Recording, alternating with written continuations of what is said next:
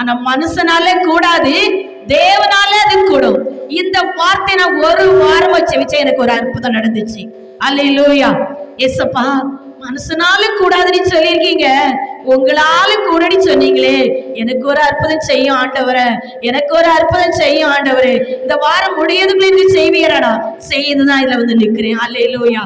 அப்ப அதே வார்த்தை தான் உங்களுக்கு நான் என் மூலம் ஆண்டவர் கொடுக்கிறார் உங்களுக்கு. அப்ப உங்களுக்கு ஏன் செய்ய மாட்டாரு?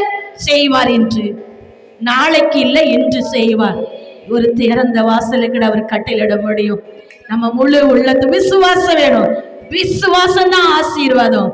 அல்லேலூயா, ஹல்லேலூயா. நேத்திரத்தில் கிடைச்சினாரு. நான் அப்படிதான் செஞ்சேன். ஆண்டவரே, மனுஷனால கூடாதுன்னு சொன்னீரப்பா, தேவனால் கூடன்னு சொல்லியிருக்கீங்களப்பா, உம்முடைய வார்த்தை தானே எனக்கு தந்திருக்கீங்க.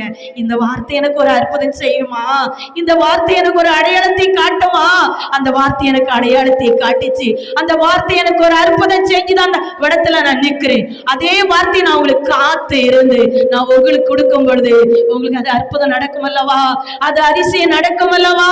மனுஷனால இல்ல, அது என் தேவனால. அது ஒரு கனவுள்ள வார்த்தை எனக்கு காணப்பட்டது.